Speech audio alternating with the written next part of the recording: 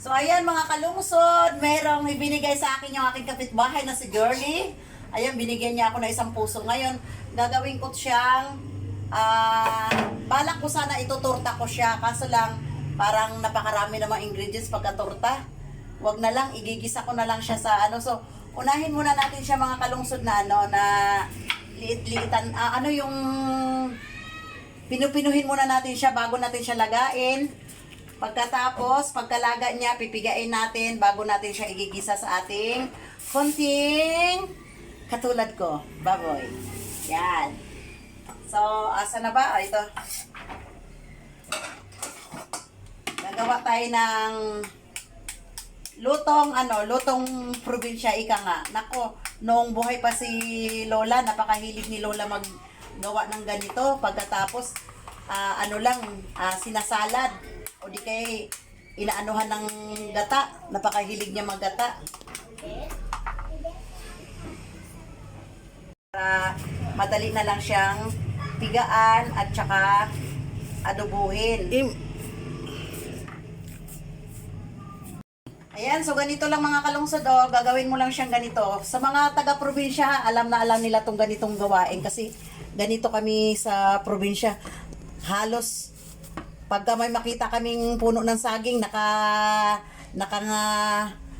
ano na kami para titingin-tingin kami kung may puso ba, ganyan ang ano sa probinsya yan. So ilalaga na lang natin siya, ilalaga siya pagkatapos pipigaan natin. So ngayon magpapakulo tayo ng tubig. Ayan, kuha tayo dito ng kaldero. Nakatago yung ating kaldero. Papakulo muna tayo para maipalambot natin yung ating puso ng saging. Ayan. So ayan.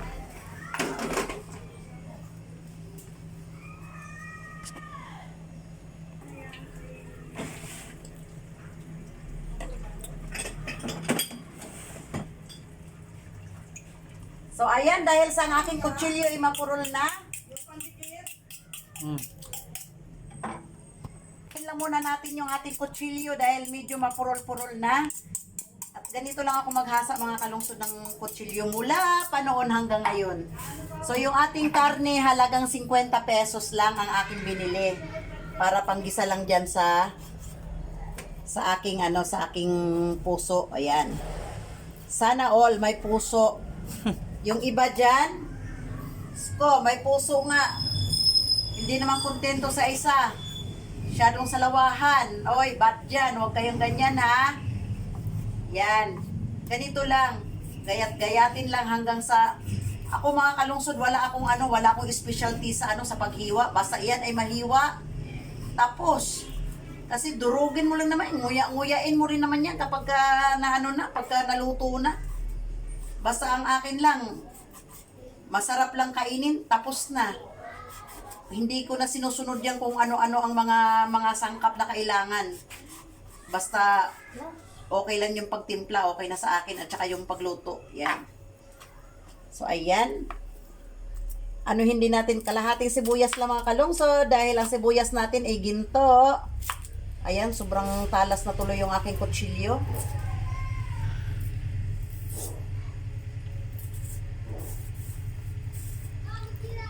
Lagi ako mga kalungsod para akong Girl Scout, pero hindi naman ako nakaranas mag-Girl Scout. Nakaranas pala ako ng Girl Scout 1 buwan lang. Tapos wala na. Gumraduate na kaagad ako. O, di ba ganyan katalino ang inyong host, 1 buwan lang. Graduate na kaagad. Habang nag-aantay tayong kumulo ang ating tubig, i-ready muna natin yung ating panggisa. Ayan.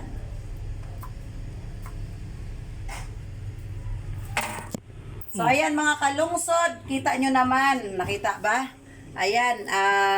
Kulong-kulo na yung ating tubig. Ngayon, ilagay natin siya. Pagkatapos, antayin lang natin siya lumambot. Tapos, pigaan natin siya ng husto bago natin siya igisa sa ating sa ating karne. Ayan. Ayan mga kalungsod, luto na yung ating pinakuluang na lang natin siya dito, isasalain na lang natin. Yan.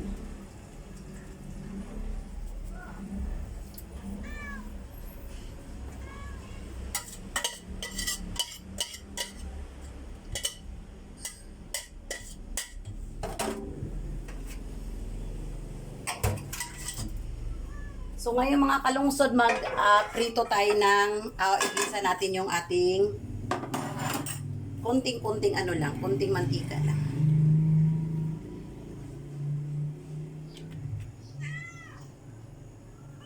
Yung ating mantika mga kalungsod is canola oil. Hindi ako gumagamit ng ibang mantika. So ayan, syempre unang-una nating pirituhin gaya ng ginagawa ng iba, yung bawang. Isunod natin ngayon yung sibuyas. Ayan. Dire-diretso na yan mga kalungsod. Pagkatapos timplahan na lang natin. Tapos pag natikman natin na masarap na, iyon na. Pwede na tayong kumain.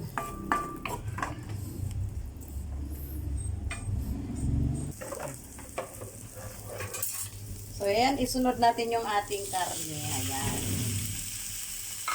Sangkutsahin natin siya mga kalungsod sa patis para masarap.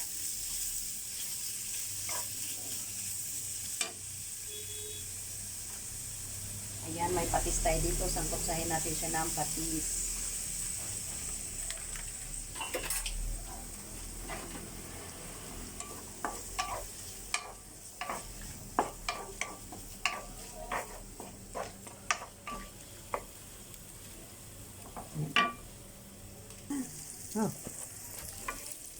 So ayan mga kalungsod, kung makita nyo, ayan, pula-pula na yung ating karne.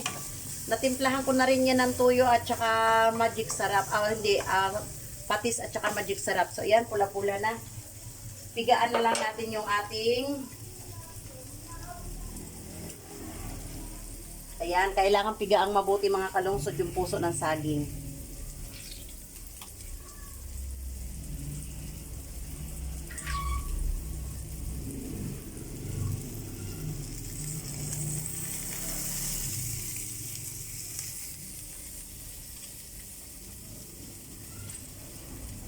Ano lang to mga kalungsod, sariling version ko lang to, hindi ko lang alam kung ganito ba talaga ang pagluto ng adobong puso ng saging. Unang-unang plano ko, torta talaga mga kalungsod, kaso lang sabi kong ganun, masyado ng mabusisi kasi pagkatapos pakuluan, pigaan, tapos lalagyan mo na naman siya ng kung ano-anong ingredients, tapos pipirituhin, tapos hindi pa pwedeng isang pirituhan, kailangan mo pang takal-takal. So, ganito na lang para makakain na dahil ano na 120 na, 120. So tikman lang natin mga kalungsod kung medyo hindi pa okay yung ano niya, yung lasa niya, dadagdagan na natin siya ng konting tuyo para medyo umaura-aura yung ano, yung kanyang kulay. Pwede lagyan ng tuyo.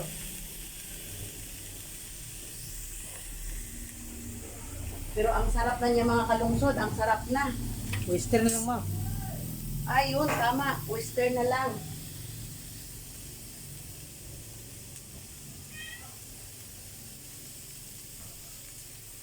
Kasi hindi na siya kailangang, tama, buti pinalala ng anak ko na ano, western na lang pala. Yan, para magkakulay siya, yan.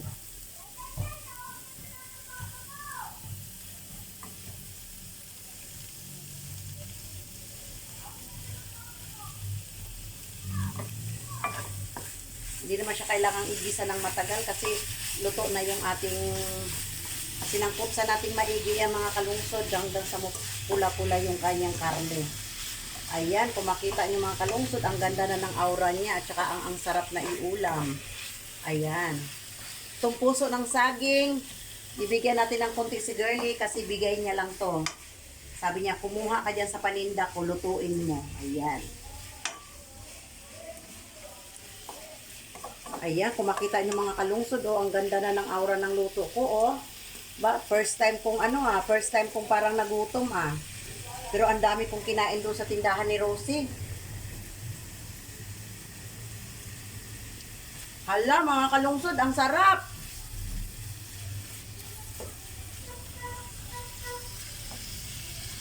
So, ayan mga kalungsod, ready to eat na siya. Ayan. Ayan. Thank you mga kalungsod and magandang tanghali. Bye-bye.